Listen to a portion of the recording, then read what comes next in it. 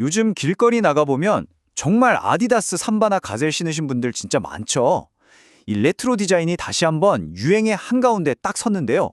그런데 말이죠. 이 신발 열풍의 숨은 주역이 바로 우리나라 기업 화승 엔터프라이즈라는 사실 혹시 알고 계셨나요? 오늘 저희는 이 흥미진진한 관계를 한번 제대로 파헤쳐 보려고 합니다.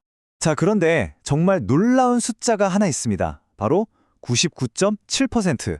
화승 엔터프라이즈 매출의 거의 전부가 단 하나의 고객, 바로 아디다스에서 나온다는 겁니다. 이게 바로 오늘 이야기의 모든 것을 관통하는 핵심이죠. 말 그대로 아디다스가 기침만 해도 화승은 독감에 걸리는 그런 운명 공동체인 셈입니다. 아니, 그럼 이런 생각이 들잖아요. 이렇게 불티나게 팔리는 신발을 만드는데 왜 이 회사는 그동안 그렇게 힘든 터널을 지나야만 했을까요? 그 이유를 알아보고 또 반전의 기회는 과연 어디에 있을지 지금부터 함께 찾아보시죠. 오늘 이야기 이렇게 한번 따라가 보시죠. 먼저 거대한 재고 문제로 시작된 위기를 살펴보고 그 속에서 찾은 아주 의외의 희망을 따라가 볼 겁니다. 그리고 마침내 다가올 월드컵이라는 거대한 기회까지. 물론 장밋빛 전망만 있는 건 아니니까요. 리스크와 우리가 주목해야 할 점까지 꼼꼼하게 체크해 봐야겠죠? 이 모든 일의 시작은 사실 팬데믹 이후로 거슬러 올라갑니다. 전 세계적인 소비 심리가 꽁꽁 얼어붙으면서 아디다스 창고에는 팔리지 않은 신발이 그야말로 산더미처럼 쌓였죠. 재고가 가득 찼으니 당연히 제조사인 화승 엔터프라이즈에 대한 신규 주문요, 뚝 끊길 수밖에 없었습니다. 바로 재고 동결 상황이 시작된 겁니다. 그 결과는 실적에 아주 그냥 그대로 나타났습니다.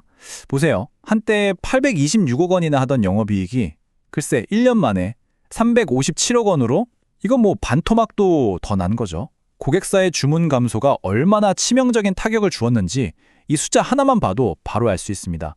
그런데 말이죠. 이 어둡고 긴 터널의 끝에서 정말 예상치 못했던 불빛이 하나 보이기 시작합니다. 바로 가장 최근 분기 실적에서였는데요. 모두가 이번에도 안 좋을 거다라고 예상했을 때 아주 흥미로운 결과가 나왔습니다. 이게 참 아이러니한 상황이에요. 매출은 18%나 줄어서 시장의 기대를 밑돌았어요.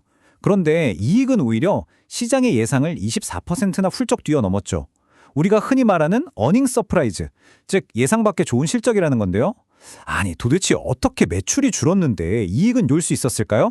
이게 바로 화승의 위기관리 능력을 보여주는 아주 중요한 대목입니다.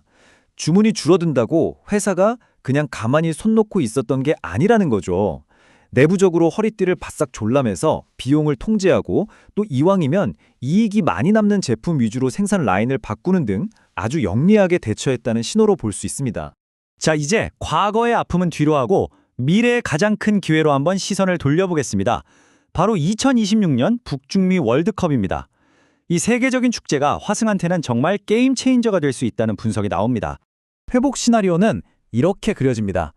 먼저 아디다스는 1분기까지 창고에 쌓인 묵은 재고를 싹 털어내는 데 집중할 겁니다. 그리고 2분기부터는요, 월드컵이라는 대목을 절대 놓칠 수 없으니까 다시 창고를 채워야만 하죠.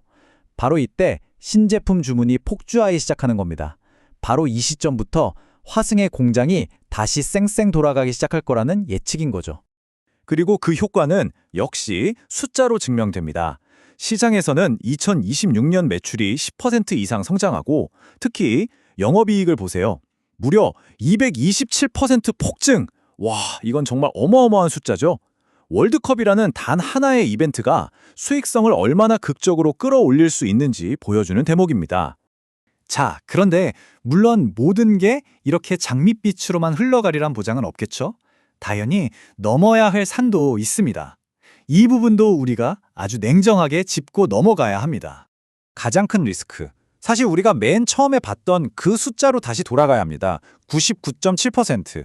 매출의 거의 전부가 아디다스 한 곳에 달려있다는 뜻이니까요. 이건 아디다스의 결정 하나하나에 화성의 운명이 좌우될 수밖에 없다는 가장 근본적인 약점이라고 할 수 있죠. 그 밖에도 우리가 좀 체크해야 할 것들이 몇 가지 더 있어요. 첫째는 공장이 대부분 베트남에 있어서 미국 같은 나라의 관세 정책이 바뀌면 바로 타격을 입을 수 있다는 점. 또 빚이 좀 많은 편이라 실적 회복이 혹시라도 늦어지면 이자 부담이 커질 수 있고요. 마지막으로 전환사채라는 게 있는데 이게 나중에 주식으로 바뀔 수가 있거든요. 그럼 기존 주주들의 가치가 희석될 수 있다는 점도 알아두셔야 합니다. 자, 그럼 이 모든 정보를 가지고 우리가 투자자 입장에서 이 회사의 턴어라운드 스토리가 정말 현실이 되는지 지켜보려면 도대체 뭘 봐야 할까요? 그 길잡이를 알려드리겠습니다. 딱 4가지 핵심 신호만 기억해 두시면 됩니다. 첫 번째 신호는 아디다스로부터 나오겠죠. 재고가 줄었다거나 다시 채우기 시작했다는 뉴스가 들려오는지 보는 겁니다. 두 번째는 화승의 공장 가동률, 이게 다시 올라가는지 보는 거고요. 세 번째는 베트남 관련 무역 뉴스.